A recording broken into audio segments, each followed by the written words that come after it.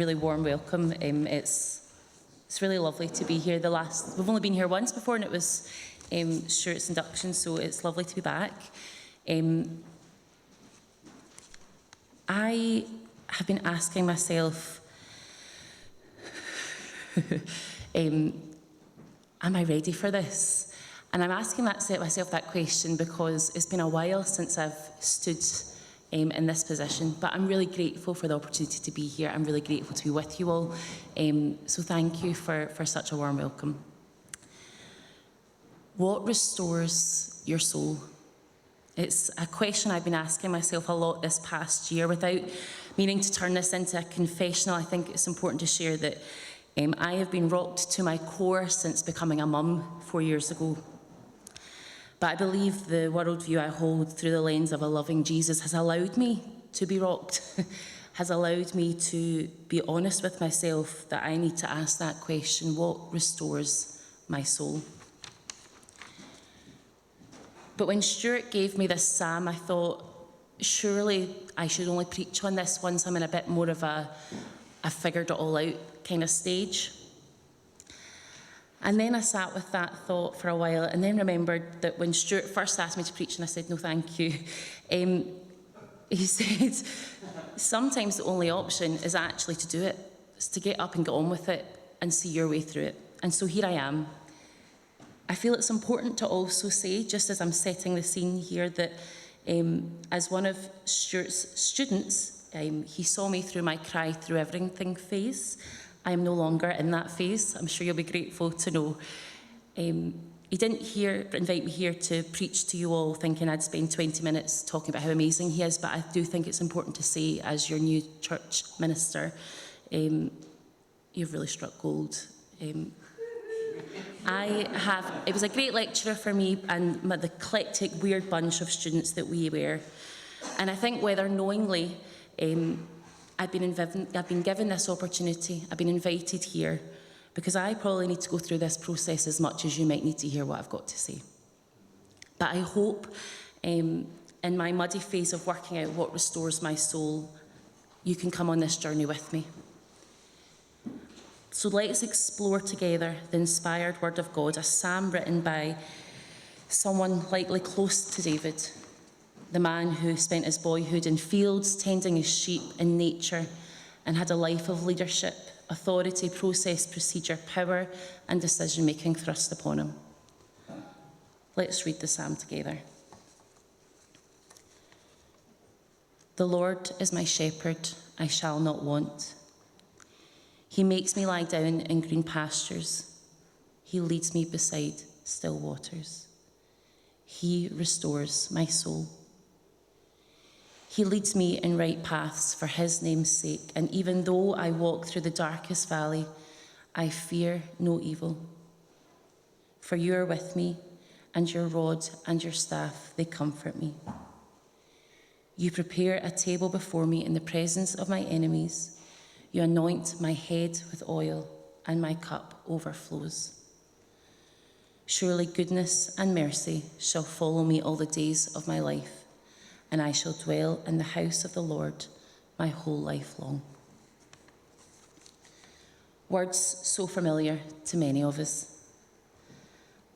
I often read it to the tune, not the one we got this morning, which I've never heard before. It was lovely to get a new version, but it's so familiar.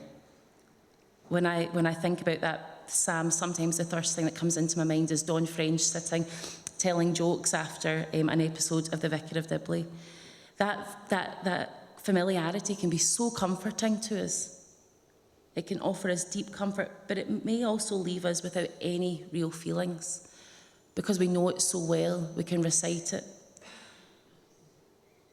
I guess what I'm hoping for is that as we explore it together, the intent, the meaning behind it, what it was originally written for, we're actually going to be able to see it for our own context, for us individually and as a community. When I first reread it after Stuart told me which Sam had allocated, many families I've supported came to mind. In a healthcare setting, I'll often come to this psalm at end of life. And I spend a lot of time with families who have no particular faith or belief connection. They don't have a community to turn to. But they're looking for something, they're hoping for something, meaning, solace, or sometimes just a way to say goodbye. And these familiar words often help me do just that, mark the beginning of an end. They are so often accompanied by a prayer of thanksgiving for the life lived, for strength for those who will be left behind, and gratitude for those who are caring for the patient. For the last 10 or so years, yes, sure, my job title has got quite lengthy, but for the last 10 or so years, I've been able to support families in ways that I never imagined possible.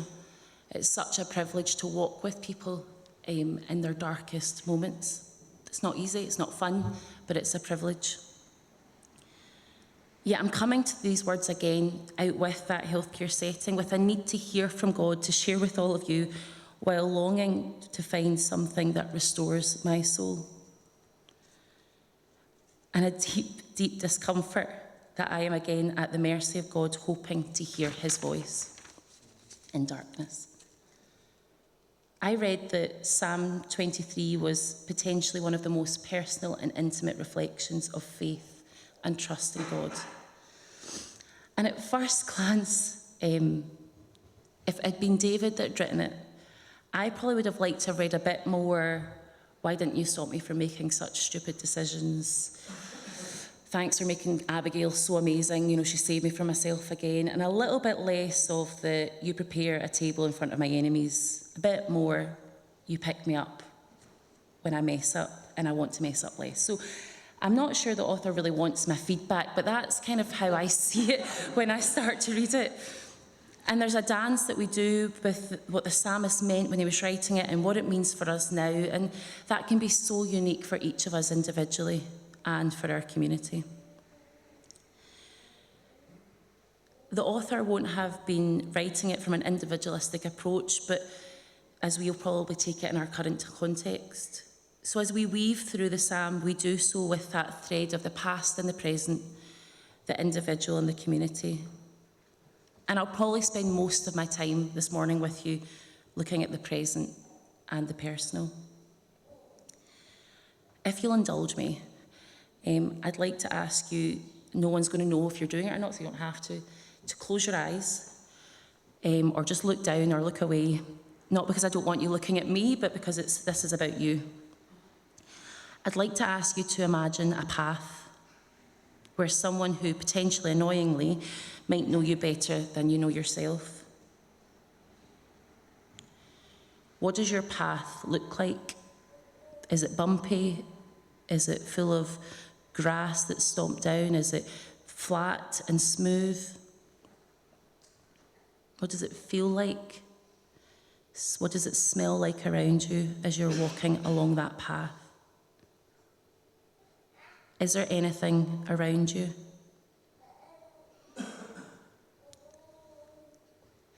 Do you hear a voice?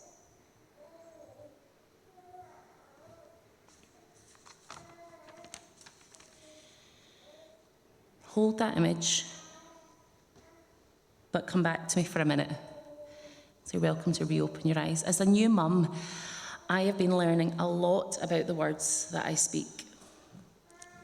Both the verbal, our intentions and our actions become the inner voice of our children, which can explain some personality quirks that we might hold, our coping strategies to survive that voice, or real encouragements of a self-assured voice, because it follows us into adulthood. Where we're very fortunate as Christians is that we also have a second voice. Not just our own inner voice, the one given to us by our parents and those around us who bring us up, but the voice of God. And I wonder if that's the one that you heard on your path. It was only as I started to write this and do this process that I started to hear the voice again and see the fingerprints of Jesus, his rod and his staff in my life this past year, as I did start to walk, very simply, by the Clyde to pick my kids up from nursery. And it made so much sense to me that that was the connection I was making. But that's me. What does your path look like? Ultimately, this is considered one of the most unique psalms based on trust. And although in my introduction I was very negative about the psalmist's lack of realism and authenticity, it's probably, in fact, a very rare psalm of testimony and trust. A commentator helpfully put it that out of all the psalmists isn't looking for a happily ever after, a fairy tale, an idyllic life. But in the midst of the problems and the struggles of life, there is an active voice, an active presence of God. And I guess I'm realising it doesn't get more real than that. The active presence of God that we trust makes me lie down, leads us beside still waters, prepares the table, and anoints our heads with oil. But what does trusting God look like for us? The connection's often made between this psalm and the story of the Good Shepherd. And if it's okay with you, I'd like to read a version of that story.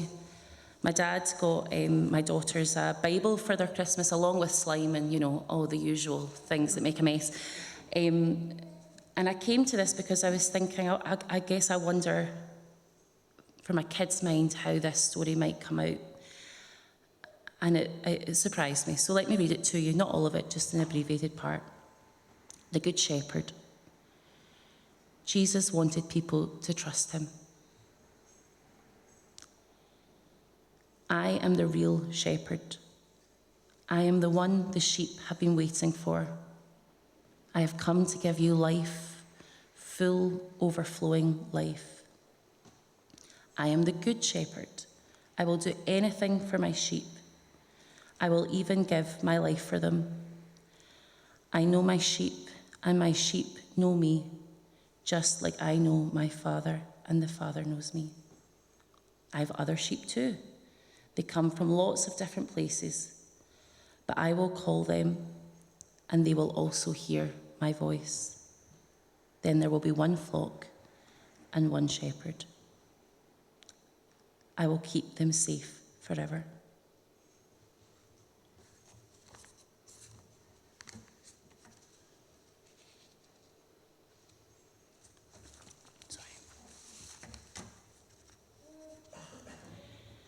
The God of the psalmist, the Good Shepherd, is not merely a bystander, but an active participant in our lives, helping and guiding us find many things, including the answer to my question, what restores my soul?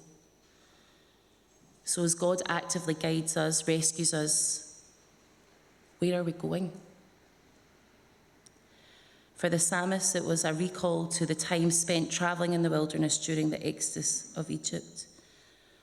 But what about us now? Can I ask you to bring back that image of your path?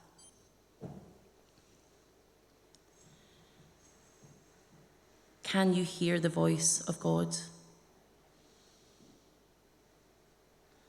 Do you trust that voice? He shepherds us by guiding us to rest.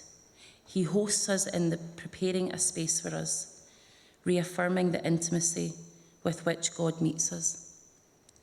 So even if we aren't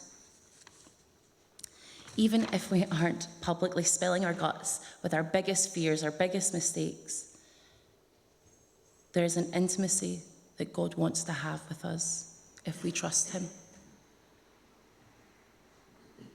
Today you may feel like you're in the pit walking through the darkest valley. You may feel like you're by the still waters. Maybe you're somewhere in between, trusting the rod and staff to guide you, but unsure of what your final destination will look like. Maybe you're at the table God prepared for you, feeling close and connected, able to hear his voice.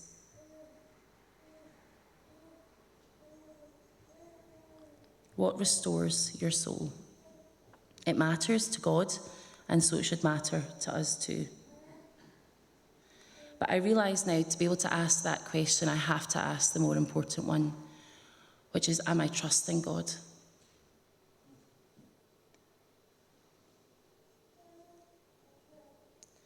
For us to be intimate, to be seen, to be hosted, guided, requires a huge level of trust. Our shepherd wants to guide us to places that are good for us, not a fairy tale, but a supportive way that allows us not just to survive, but to thrive, to get through those dark trials. Sometimes survival mode, the darkest valley, is all we can manage. But the promise of the shepherd is he will guide us to calm waters, trusting that no matter what's on the other side of that dark valley, we're not alone. One thing I've never really liked about the analogy of a shepherd is this assumption that sheep are, well, not very smart. That quick Google search and, rereading The Good Shepherd, that idea is completely debunked. The sheep recognise their shepherd. The sheep are actually quite smart. They trust their shepherd. They follow because they trust.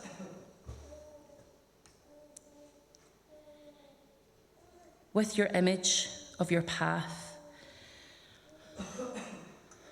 I hope I can leave you with maybe more questions than answers, and that's okay, because we're allowed to have questions when there's trust.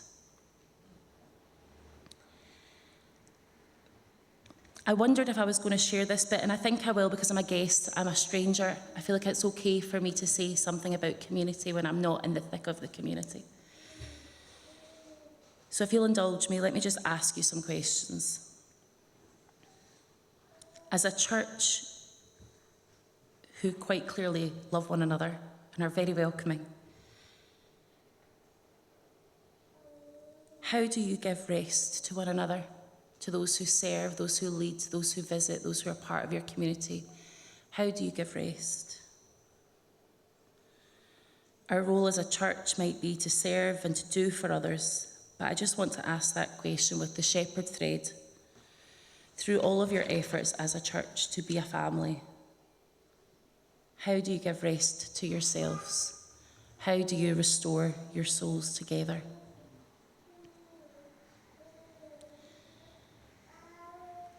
I began by asking a lot of very personal questions. What restores my soul? And there's a recognition that the shepherd wants to be such an active part in what we do. But we need to trust him, both by the still waters and in the dark valley. In doing the work, it's taken me on quite a journey, and my prayer and hope is that whether a small bit of this or just one sentence will help you through your journey. I felt a deep discomfort at the beginning of this process. What I realised was it was a lack of trust. It's allowed me to become more trusting again. And I think we're all allowed to have those moments.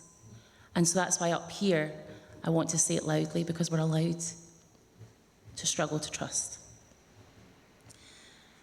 And I hope in your path, you don't just hear your own inner voice, but you also hear the voice of God. Thank you.